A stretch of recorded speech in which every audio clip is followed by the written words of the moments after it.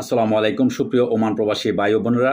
আজ 1 মে 2025 রোজ বৃহস্পতিবার আপনাদেরকে গুরুত্বপূর্ণ আপডেট দেব আমাদের ওমানে অবস্থিত মাস্কাট দূতাবাসের যে নতুন নির্দেশনা দেওয়া হয়েছে, যে ছুটি টানা 3 দিনের ছুটি ঘোষণা করা হয়েছে। তো সেই বিবৃতিটা আপনাদেরকে জানানোর চেষ্টা করব। আন্তর্জাতিক শ্রমিক দিবস উপলক্ষে ছুটি ঘোষণা করছে মাস্কাট দূতাবাস। এদিন তাদের যাবতীয় দাপ্তরিক কার্যক্রম বন্ধ থাকবে। বিষয়টি জানিয়ে ইতিমধ্যেই বিজ্ঞপ্তি দিয়েছে দূতাবাস কর্তৃপক্ষ। সঙ্গে পরবর্তী 2 দিন ওমানের সাপ্তাহিক ছুটি হওয়ায় টানা 3 দিন বন্ধ থাকবে দূতাবাস। সোমবার থেকে যথারীতি অফিস কার্যক্রম চালু হবে। 1886 সালের 1 মে যুক্তরাষ্ট্রের শিকাগো শহরে শ্রমের মর্যাদা, শ্রমের মূল্য এবং দৈনিক 8 ঘন্টা কাজের দাবিতে আন্দোলনে শ্রমিকরা যে আত্মাহুতি দিয়েছিলেন, সেই আত্মত্যাগের সম্মানে বাংলাদেশ সহ সারা বিশ্বে দিবসটি শ্রমজীবী মানুষের অধিকার আদায়ের দিন হিসেবে যথাযোগ্য মর্যাদা পালন করা হয়। মে দিবসে বাংলাদেশ সহ বিশ্বের 80টি দেশে জাতীয় ছুটির দিন। আরও অনেক দেশে এই বেসরকারিভাবে ছুটিটি পালন করা হয়।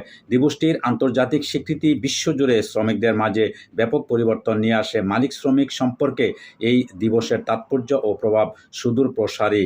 এর ফলে শ্রমিকদের দৈনিক কাজের সময় নেমে আসে 8 ঘন্টায়।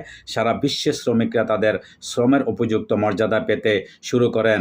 দর্শক, খুব গুরুত্বপূর্ণ এবং তাৎপর্যপূর্ণ আজকে এই 1 মে। এটা আমাদের একটা শ্রমিক দিবস এবং এই দিবসেই কিন্তু আপনারা জানেন 1886 সালে কিন্তু একটা কঠিন একটা আন্দোলন হয়েছিল। এই ছুটির জন্য কিন্তু আন্দোলন হয়েছিল। আন্দোলনের পরে সর্বশেষ তারা যে সাকসেস বা তারা যে সফল হয়েছে আপনারা জানেন। 2024-এ যেরকম বাংলাদেশে আন্দোলন হয়েছে, 1971 সালে যেরকম আন্দোলন হয়েছে, সেরকম কঠিন একটা রক্তক্ষয়ী আন্দোলনের মধ্য দিয়ে কিন্তু আমরা এই দিবসটা পেয়েছি। তো সেই দিবস উপলক্ষে আমাদের মাস্কাট দূতাবাস বন্ধ।